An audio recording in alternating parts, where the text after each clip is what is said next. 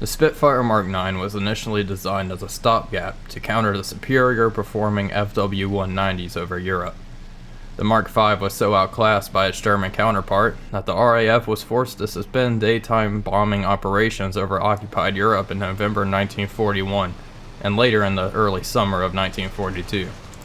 Due to this crisis, the RAF needed a solution to the issue quickly. The Spitfire Mark 8 was already being worked on. However, its variant involved a redesigned fuselage of the classic Spitfire, and production would take too long to solve this crisis.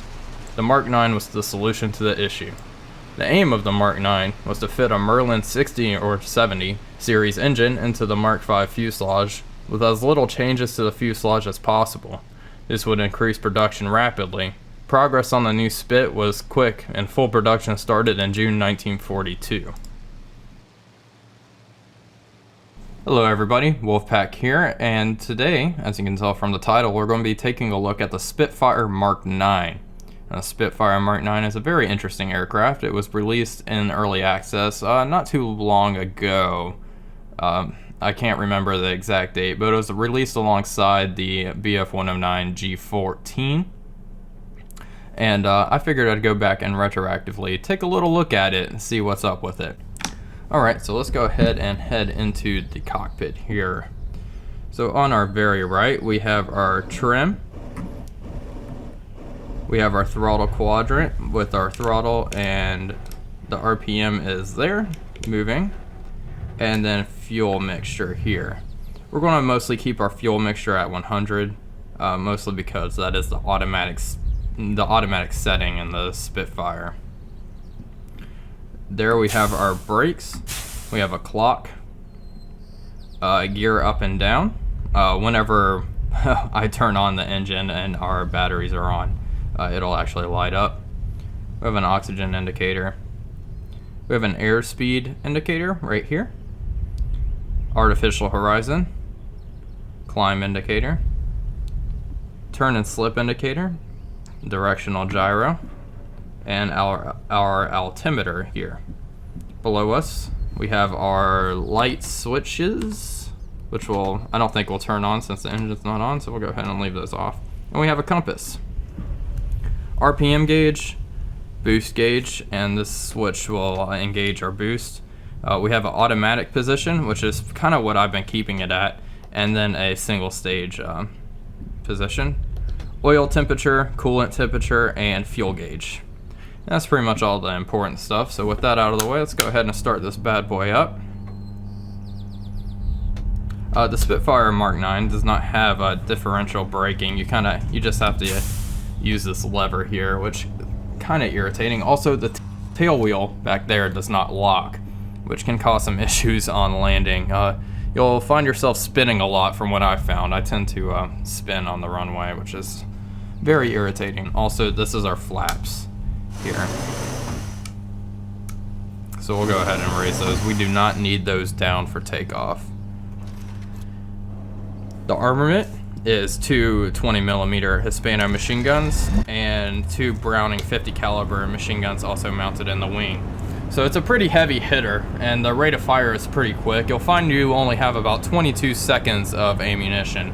So you need to definitely practice some trigger discipline with it. But honestly, I've found it plenty of ammo so far. I haven't really run out too often. Alright, we'll go ahead and close our canopy here and do a surfaces check. And we can look in our mirror. There we go. Perfect. So you're going to want to set your rudder trim all the way to starboard for takeoff. And go ahead and start throttling up. Make sure RPM is at maximum. And begin the takeoff. The plane is kind of jerking away from me for a little bit, but there we go. And she just wants to leap into the air, honestly. It's a fairly easy aircraft to take off. And rotate. Alright, gear up. And the lights will turn off as the gear is raising, and then it should light up whenever the gear is up, as you can see there. Alright, so we'll go ahead and do a quick circuit Now the Spitfire Mark 9 comes with two different engines. We have the Merlin 66, which is what I'm equipped with at the moment. It's your medium to low altitude engine. It does not perform too well at high altitudes, and I believe it's probably what most people will be using in this game, because a lot of the combat is going to be taking place rather low, since we don't have 4-engine bombers or anything to defend with Battle of Bodenplatte. Top airspeed at sea level is 542 kilometers per hour. Excuse me. The Merlin 70, this is your higher altitude engine. Its top speed at sea level is 532 kilometers an hour, but it really peaks at 8,500 meters, where you're able to go 677 kilometers an hour. Fuel mixture is automatic when you set it to 100, and the radiators should be automatic as well, which is a nice feature. This plane is fairly pilot friendly. It's kind of like a 109 where everything's automated for you. Apart from the cannons and the machine guns, you also have the option to equip two 250-pound general purpose bombs and one 500-pound general purpose bomb. You also have the ability to do two RP-3 rockets with AP and HE variants. Rearward visibility is okay. It's not the greatest in the world. You don't have a bubble canopy or anything like that, but you do have the mirror, which kind of helps out with that. Nothing really too wild, honestly. It leaves a little to be desired here. You also have a gyro gun sight, which you can equip. I haven't really been too fond of the gyro gun sight. I don't know. I kind of like just your traditional gun sight a little more, but I can see where the gyro gun sight will be handy. You also have the mirror, like I said, and clipped wings, which are a very interesting modification for the aircraft. It really increases your roll rate, so you're able to roll rather rapidly. So we'll go ahead and proceed to our runway, where we'll put this bird down. There's our runway right out there. Align with our landing point. We'll reduce our RPM to about 2,500 or 25,000, sorry.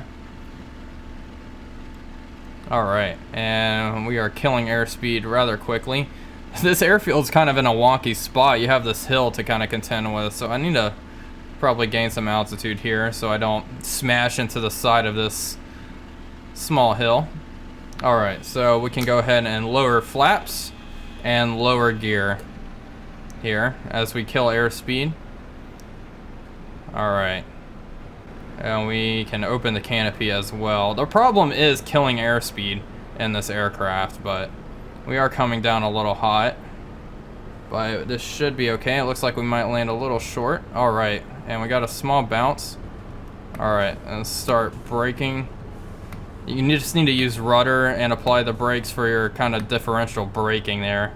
And we can go ahead and come to a full stop. And yeah, we're gonna spin. Ah, no, got some dirt on our wing.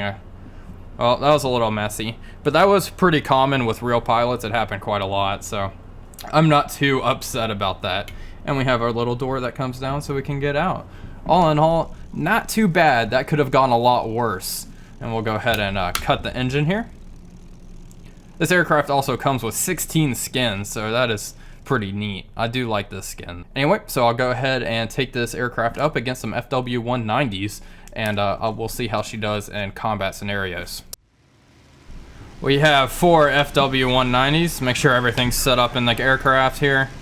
We have 4 FW-190s A8s and 4 HE-111s that we are engaging here in this quick mission battle, just to see how our combat ability is. Just wanted to pump some lead into that 111 there.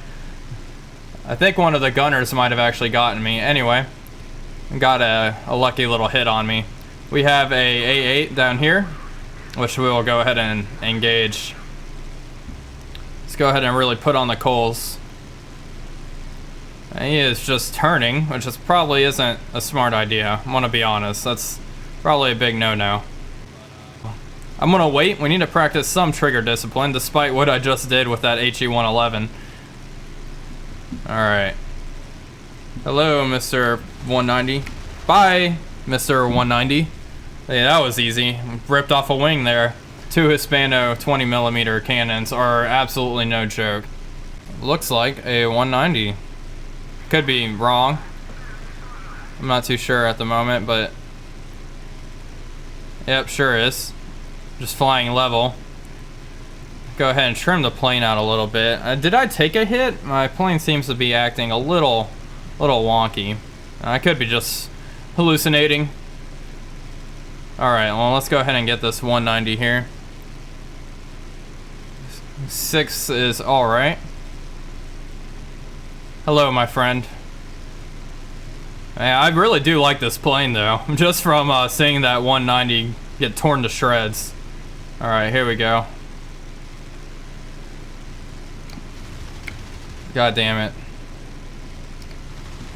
There we go. Some good hits. It's leaking, looks like probably fuel. And there we go.